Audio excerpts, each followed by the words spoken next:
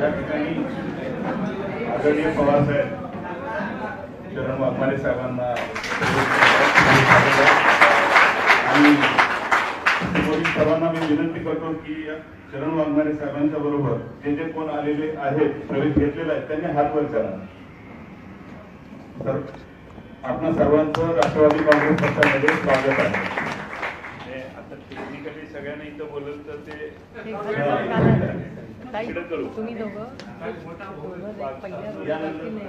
यानंतर चरण वाघमारे साहेब आपलं मनोगत या ठिकाणी व्यक्त करतील.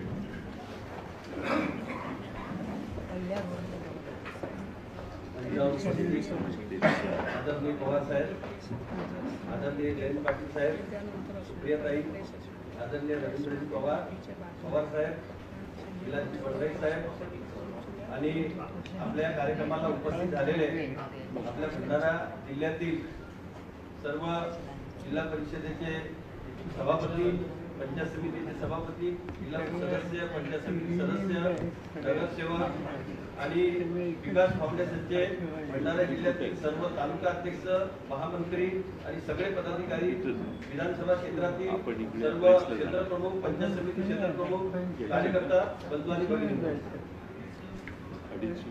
आजच्या या अविस्मरणीय सोहळ्याचे आपण सगळे साक्षीदार आहात.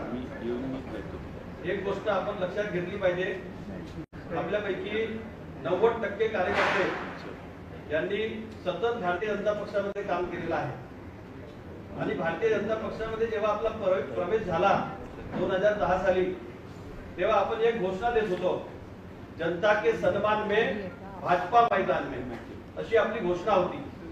मी जेव्हा सुधीर भाऊ मुनगंटीवार प्रदेशाचे अध्यक्ष होते भाजपचे, तेव्हा त्यांना हा प्रश्न केला होता की सुधीर भाऊ, जनता के सन्मान में भाजपा मैदान में म्हणजे काय? तेव्हा सुधीर भाऊनी सांगितलं होतं की आपण आपल्या पक्षामध्ये लोकशाही आहे, जो जनतेमध्ये आहे, जनतेच्या कौल घेऊन आपण तिकीट वाटतो.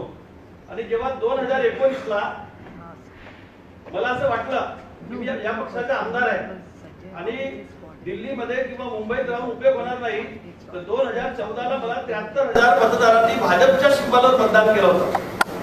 2019 ला जेव्हा माझी तिकीट कापली, तिकीट कापायच्या पहिले देवेंद्रजी फडणवीस आपले मुख्यमंत्री होते आणि त्यांनी माझ्या हातामध्ये माझा सर्वे रिपोर्ट दिला होता आणि त्या सर्वे मध्ये लोकांची 68% लोकांची पसंती चरण वाघमारे पुन्हा आमदार पाहिजे म्हणून होती.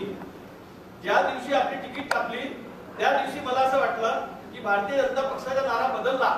जो जनता के सम्मान में भाजपा मैदान में होता, तो जनता के अपमान में भाजपा मैदान में. आपल्या सगळ्यांना माहिती आहे, आपण ताकद दाखवून दिली की ज्या वेळेस आपण स्वतंत्र निवडणूक लढवली, कोणी आपल्या सोबत नेता नाही, धनशक्तीच्या विरोधात जनशक्ती अशी लढाई झाली आणि 2014 ला 73,000 मतदारांनी आपल्याला मतदान केलं होतं. आपला काम पाहून 2019 ला पक्षाने तिकीट नाकारल्यानंतर सुद्धा 79,400 मतदारांनी आपल्यावर आशीर्वाद दिला आणि त्याच दिवशी भारतीय जनता पक्षाच्या नेतृत्वाच्या लक्षात आलं की कुठेतरी आपल्या हातून भयंकर चूक झाली.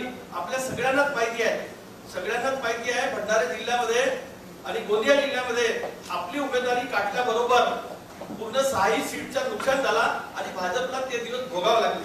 या दिवशी मला म्हणजे मी निवडणूक हारल्यानंतर 8 दिवसांनी देवेंद्रजी फडणवीस यांनी पुन्हा फोन केला की चरण भाऊ, आमच्या हातून चूक झाली, तुम्ही आमच्याकडे या. मी एक म्हणजे भावनेनं त्यांच्याकडे भेटायला गेलो, कारण आपण सगळे हिंदुत्ववादी विचाराचे होतो. तेव्हा आपल्याला असं वाटायचं की नाही, भारतीय जनता पक्षच आपल्याला न्याय देऊ शकते आणि म्हणून आपल्या सगळ्यांच्या भावना लक्षात घेऊन निवडणूक हारल्यानंतर पुन्हा देवेंद्रजींनी बोलावल्यानंतर आपण त्यांच्याकडे गेलो. त्यांनी आपल्याला पुन्हा पक्षामध्ये म्हणजे पक्षात प्रवेश दिला नाही, आपला निलंबन रद्द केला. तेव्हा भारतीय जनता पक्षात मी एकमेव पदाधिकारी असेल की माझा निलंबन रद्द झाला होता आणि जिल्हा परिषदेचा साहेब मला निवडणूक प्रमुख बनवला.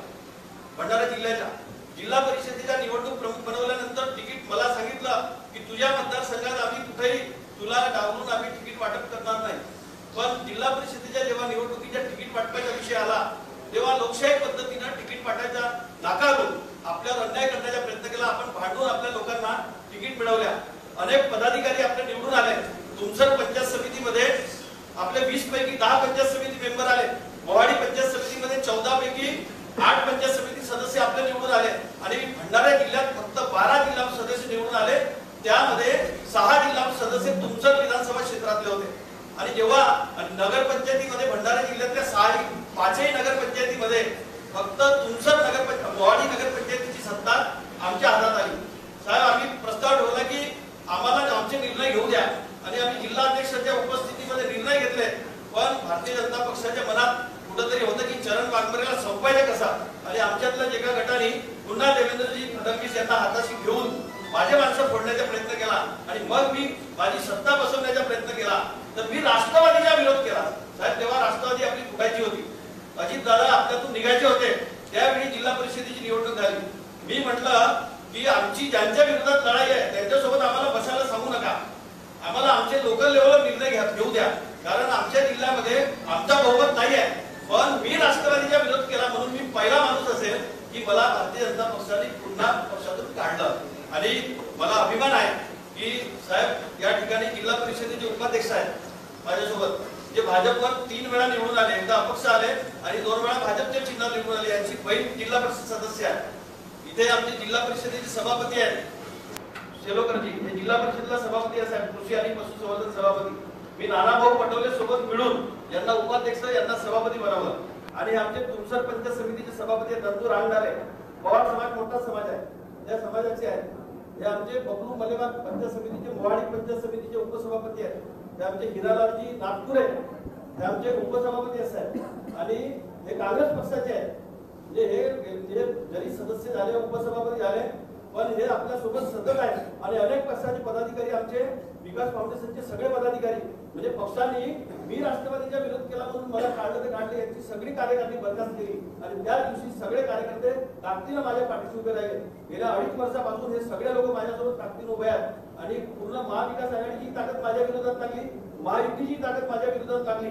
पण हे सगळे लोक एका मनानं आणि स्वच्छ भावनेने माझ्यासोबत माझ्या मार्गदर्शक कारभार पाहून ते ताकदीनं उभे आहेत. आणि म्हणून आज माझी अशी स्थिती आहे की मी जयंत पाटील साहेबांना सांगितलं होतं की माझ्याकडे 353 बूथ आहेत. 353 बूथ माझे व्हेरीफाय झाले आहेत आणि सगळ्या बूथवर माझ्या कार्यकर्ता, एकही गाव असं शिल्लक नाही आहे. आणि 50% ग्रामपंचायती माझ्या हातात आहे साहेब, तुमसर विधानसभा क्षेत्रातल्या. भंडारा जिल्ह्यामध्ये मी बीआरएस मध्ये असताना साहेब, बीआरएस मध्ये गेलो तर मला उपाय नव्हता काही. आणि शेतकऱ्यांचा मिशन म्हणून ती पार्टी जॉईन केली होती. दुर्दैवानं त्यांची तिथं सत्ता गेल्यानंतर महाराष्ट्रात काम बंद केला. आम्ही 58,000 सदस्य भंडारा जिल्ह्यामध्ये केले. साकोली विधानसभा क्षेत्रामध्ये आमचे 18,000 सदस्य झाले. भंडारा विधानसभा क्षेत्रामध्ये 12,000 सदस्य होते आणि माझ्या विधानसभा क्षेत्रामध्ये 30,000 सदस्य आम्ही ऑनलाईन नोंदणी केले. एवढी मेहनत आमच्या सगळ्या कार्यकर्त्यांनी केलेली आहे. आणि हे अनेक कार्यकर्ते 15-15 वर्ष सरपंच राहिलेले आहेत, 10-10 वर्ष सरपंच आहेत, कमी ग्रामपंचायत सदस्य आहेत. सगळे आपापल्या क्षेत्रामधले प्रमुख पदाधिकारी आहेत, कोणी नगरसेवक राहिलेले आहेत. आणि मी आपल्या सगळ्यांचा या ठिकाणी स्वागत करतो की आपण ताकदीनं माझ्या पाठीशी आज या निर्णयामध्ये सामील झाले आहात. आपले सगळ्यांचे मी आभार मानतो. आणि मला एक पाहायला मिळाला, पवार साहेबांना आपण जुळायच्या आधी पवार साहेबांजवळून जेव्हा अजित दादा निघाले तेव्हा त्यांचा मी भाषण ऐकला होता की लोक चिन्हाला किंवा पक्षाला पाहून वोट देत नाही, लोक माणसाला पाहून वोट देतात. पण लोक माणसाला पाहून वोट देतात. आणि तोच धोरण आपण साहेबांच्या स्टेटमेंटच्या आधी आपण लोकांमध्ये सांगत होता की माणूस पाहून मतदान करा, पक्ष पाहून वोट मत देऊ नका, चिन्ह पाहून मत देऊ नका. आणि साहेबांचे विचार आपल्यासारखे निघाले आहेत. खऱ्या अर्थानं जो भारतीय जनता पक्षाचा नारा होता, जनता के सन्मान में भाजपा मैदान में, तो नारा आता माननीय पवार साहेबांसाठी आहे, लागू होतो. जनता के सन्मान में पवार साहेब मैदान में.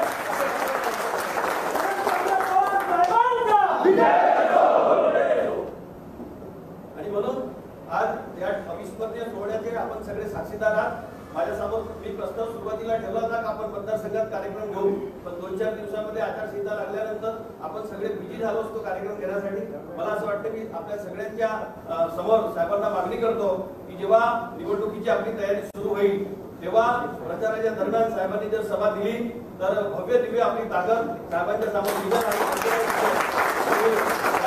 आपण आम्हाला निमंत्रण दिल्याच्या बातम्या आमच्या मतदारसंघात गेल्यावर अनेक लोकांचं आम्हाला समर्थन मिळत आहे, मोठ्या प्रमाणात समर्थन मिळत आहे. काही राजकीय लोक आम्ही त्यांचा विश्वास जिंकण्याचा प्रयत्न करू, जरी आपल्या मित्र पक्षामध्ये असले त्यांच्याशी आमचा कुठलाही वैमनस्य नाही. साहेब, मी लोकसभेमध्ये डॉक्टर प्रशांत पटोलेला आमच्या टीमनी पाठिंबा दिला आणि सगळ्या मीडियावाल्यांनी निवडणूक झाल्यानंतर निकाल लागल्यानंतर बातम्या छापल्या की साहेबांना दाखवल्या की या लोकसभा निवडणुकीचे खरे किंग मेकर हे चरण वाघमारे ठरले आहेत. मला दिवाळीमध्ये जयंत पाटील साहेबांनी फोन केला होता तेव्हा मी बीआरचं काम करत होतो.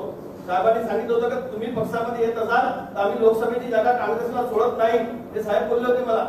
पण मी तेव्हा बीआरएस मध्ये काम करत असताना साहेबांना शब्द देऊ शकलो नाही. पण कदाचित त्यावेळी माझा निर्णय झाला असता तर लोकसभेचा खासदार सुद्धा हा राष्ट्रवादी काँग्रेस पक्षाचा शेवटी किंग मेकर आम्हीच ठरलो आणि सगळ्या वृत्तपत्रांनी त्याची दखल सुद्धा घेतलेली आहे. म्हणून माझी आपल्या सगळ्यांना विनंती आहे, आपला जर आशीर्वाद असेल तर आम्ही भंडारा आणि गोंदिया जिल्ह्यामध्ये पूर्ण ताकदीने आपलं संघटन वाढवू एवढी आपल्या सगळ्यांच्या समोर मी साहेबांना हमी देतो आणि माझ्या शब्दाला विराम देतो. भारत माता की जय.